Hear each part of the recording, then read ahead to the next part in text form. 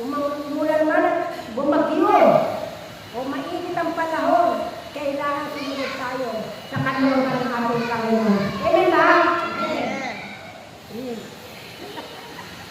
Amen. Sa maraming salamat po ang nangyari. Napapatuloy po ang salamat ng lahat. Ito ang lahat po ng iyong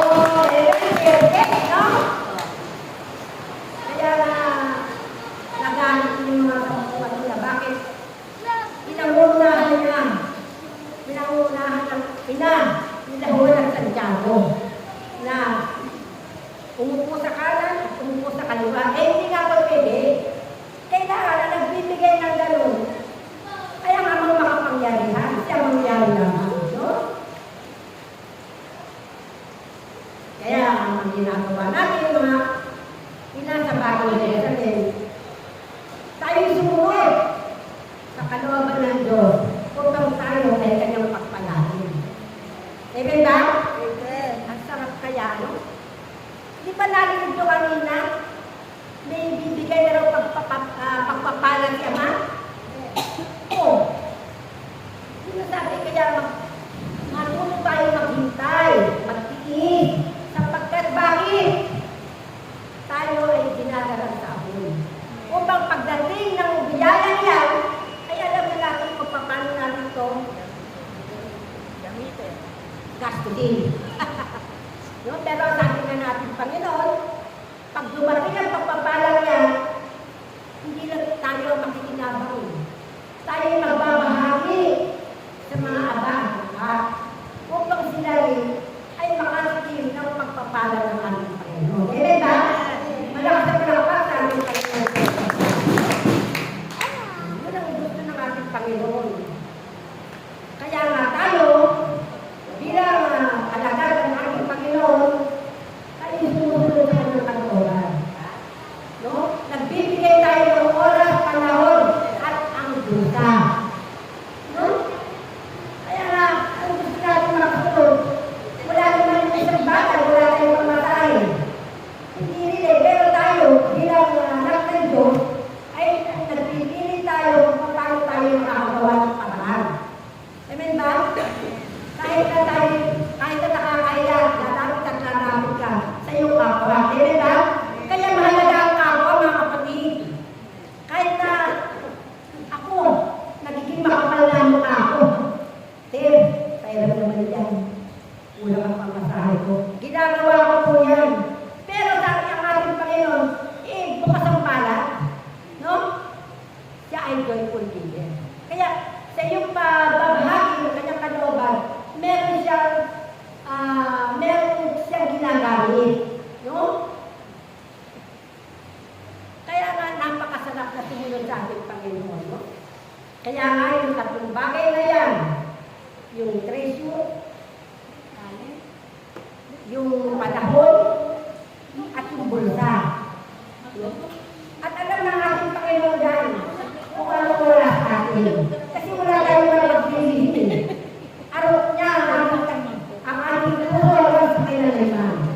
Diba? Kaya nga ako sa oras kayo, mga kapatid, hindi lang kayo ang nakikinig. Kundi ang nakikinig, ang ating amang makapangyarihan, siya mangyari. Eh, ba?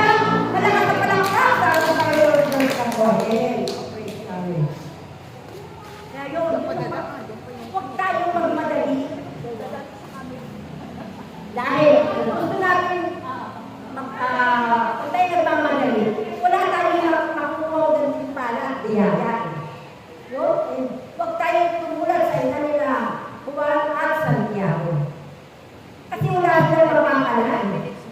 Kasi hindi naman ang ating Panginoon Kristo ang nagpapasya. Kundi ang nagpapasya, kaya ang ating amang makapangyarihan, siya ang biyaya. Amen ba? Kaya nga sa lahat ng oras, bago tayo umalis ng bahay, hihingi tayo ng gabay at patnubay. Amen ba? Kaya nga pinagkakalood niya ang mga biyaya. Bakit?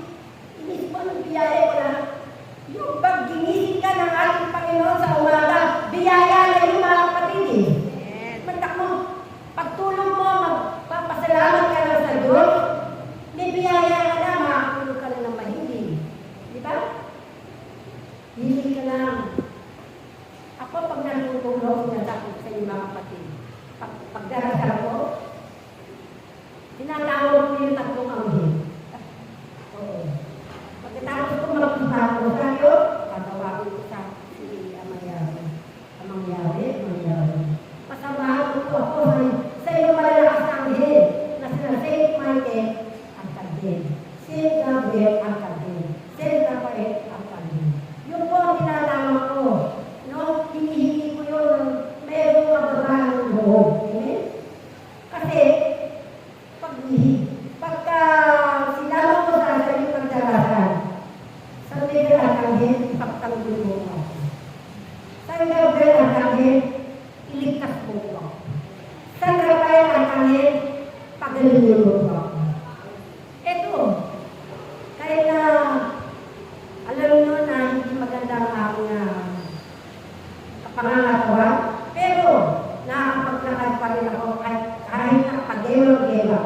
kasi kinakabayan ako lalo sa patuloy ko sa gabi. Kaya sabi ko, ano? Oo, nandito pa ako, nakabiyahe pa ako. Pero yung iba nanonood na ng teleserye. Pero ako, naglalakad pa po ako kasi pag baba ko sa pangalan sa kanto, lalakad pa po yan. Malalim pa po ang lakad ko. Upang ako ay makarating na sa aking tahanan. Kaya sinasabi ko, mangyari.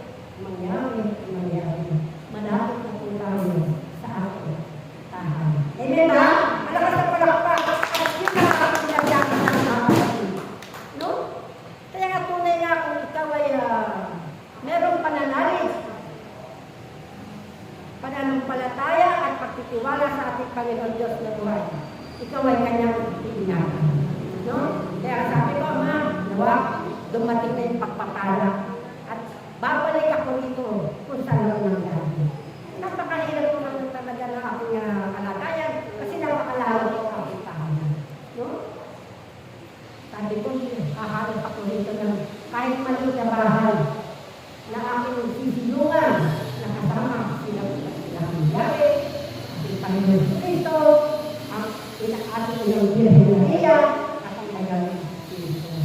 Ako'y babalik kung saan ako yung dinala. Ako'y dinala mo doon. Diba?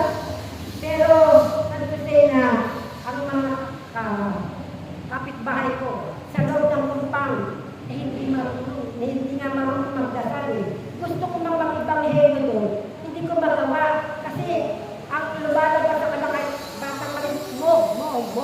Eh, hindi naman ako marunong mag-mo. Di ba? Napakahirap ko mga kapatid. No? Kaya ako minsan, pinapanalangin ko na si Ama na baguhin mo. Hipuin mo po ang alam mga puso at kalooban. Di ba? Sari-sari mga nangyayari sa akin. May umakit ng bahay. So lang sila. Pag inakyat nila ang bahay ko, ribulto, makukuha sa aking tahanan. Wala naman akong kayamanan, kundi ang kayamanan ko ay ang paglilingkod sa ating amang makapangyarihan. Amen ba? Malakas ang palakpak sa ating Panginoon. Meron nga, Nay, magsarado ka ng bahay mo. Bakit? May umaakit ng bahay. Tomboy naman daw. Di ba? Sari-sari. Sabi ko, hindi ako natatakot. Bakit? Wala naman ako kailangan nakawin sa akin. Kaya yung aso ko, nandun sa planggara na tutulog, nailagay mo doon sa pintuan. No? Ilalagay mo pa sa pintuan. Siyempre, pagkalos ko, yung aso ko hindi naata na tutulog. Kaya sabi ko, puti, matulog ka na. Kasi madaling araw na. Di ba? May dalawa din akong pusa at yun ang kasama ko sa bahay. Ba't ako matatakot anak kahit na nag-iisa ako? Meron akong garden dito na tatlo. No? Kaya sabi ko, puti, dyan na kayo, alis na si nanay yan, para umayo, para maglingkod kayo. No? Kaya, sa akin, mga kapatid, napakasarap ang maglingkod talaga sa ating Panginoon. No? Kasi pag uwi natin, masaya ang ating kalooban eh. Kahit medyo may pa-slide pa konti, siyempre, mahilaan ko ni Sister Flo, matakbo 75 years na. Pero, ang ganda, kasi binibigyan pa ako ng kalakasan ng ating Panginoon. Amen ba? Hindi mo alam yung buhay eh. Hindi mo hawak ang yung buhay. 16 minutes. Katulad niya sa Pasacola, may inatake, bata pa. Pero tayo, natutulog tayo ng mahimbing, nagigising tayo ng mahimbing, at merong kasiyahan, kagalakan sa ating Panginoon. Amen ba? Amen. Na? Kaya nga, sabi ko, huwag lang panagilinan mo natin ang ating paglilingkod. Amen. Sa ating Panginoon Diyos na buhay. Na ating pinagilinan. Hindi! Panimit bakit eh? Hindi ang relasyon natin sa ating Panginoon. Huwag natin kalimutan. Amen ba? So, napakahirap pero tinitis ko yun. Kasi bakit? Gusto kong maglingkod eh. Gusto kong maglingkod. Kaya minsan, mga kalungkutan, iniiyak ko na lang sa gabi. Totoo po, umiiyak ako sa gabi. Bakit? Kaya naman, bakit? Lagi may katang, bakit? Pero yung bakit na yun, sinasagot ng ating Panginoon. Ang sabi niya, anak, magtiwala ka lang sa akin. At ako ang bahala sa iyo. Hawak ko ang iyong buhay. Amen ba? Malakas ang lakpas sa ating Panginoon. Ako na lang ang pinahawakan. Ang kumapit sa ating Panginoon. No? Kaya nga siguro, nagtataka ako. No? Kung bakit pagdating na sa awitin, si Kristo lamang, alay na alay ako. Kasi sinabi nga sa akin na, yun daw ay tingsong namin. No? Noong una, nung pinakanta ko yung tanong, umiiyak ako. Bakit? Hipong-hipo ako ng ating Panginoon sa Kristo. Kaya nga sa ating paglilingkod, hindi po tayo nag-iisa, kasama natin ang Panginoon sa Kristo. Amen ba? Amen. Kaya nga, ipinagkaloob ng ating amang nakapangyarihan ang kanyang bugtong nara upang maglingkod sa atin. At hindi siya ang ating paglingkod. Bakit? Kasi tayo yung una niyang inibigay. Hindi tayo umibig sa kanya, kundi siya ang unang umibig sa atin. Amen ba?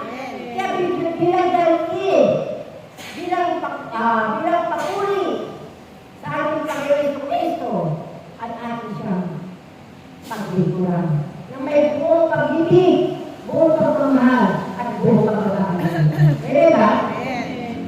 Kaya nga sabi ko, miss na miss ko na ang mga pagdadalo sa bawat gawain. Sa bawat gawain. Kasi dati nakakamayo ko eh. Kung saan kapaya. Ngunit ngayon, hindi ko magawa eh. Totoo nga ako mga kapatid, no? Lagi ako humisip sa kanya. Ama, wala ko ang pamataya. Yung po nagiging hadlang sa akin. Pero ano sagot ng ating Panginoon? Dahil hindi maganda akong lalungin at hangarin sa kanya. No? Gumagawa, umihipo. Isa nga dumating, Nay, may pamasahe ka ba? Ay, mayroon ano? Kahit na 200, bigyan ako ng anak. Alam niyo kung ba yung 200? Kinuha pa. Sa kanyang pagkain. Sa mga bagong namin. Kasi hindi maganda eh. Mahirap ko talaga. Kasi medyo siya. Diba? Pero pag nasa akin na, ay sinasabi ko ng Ama, ibalik ko po ito ng sisiplik at pagpapala sa aking anak. Amen na? Malakas ang lakpak sa aking Panginoon. Kaya nga aking mga inasabago yun sa akin. Panghawakan natin ang ating pagtitipang sa ating Panginoon Diyos ng mahal. Walang iba ang ating amang Yahweh. Yahweh. Amen. No? Tapos niya ba? Oo, kasi si MJ. Sino mag-interpret? Wala yung mag-interpret. Wala nga. Hindi siya. Magkano ka na pa-interpret? Ha? May message sa kanya. Oh, kaya nga po mga ina sa Bagong Jerusalem, ang tagubilin po lamang, tayo po ay maging matatag sa ating paglilingkod, sa ating amang pinagkakatangan natin ng ating buhay. Walang dinidiba ang ating amang iyan. Diba? Kaya nga kaya nga pinadala niya ang bukong nana upang iligtas tayo o kunin ang ating mga kasalanan, di ba? Kaya pinagkalo ang kanyang bukong na. Amen ba? Amen. Para mag-ano na. Kaya tanggalin niyo aking mga kapatid, aking mga ina sa Bagong Jerusalem. ang ating sinumang tungkulin sa ating Diyos ng buhay na ating ginagawakan sa lahat ng oras. Amen ba?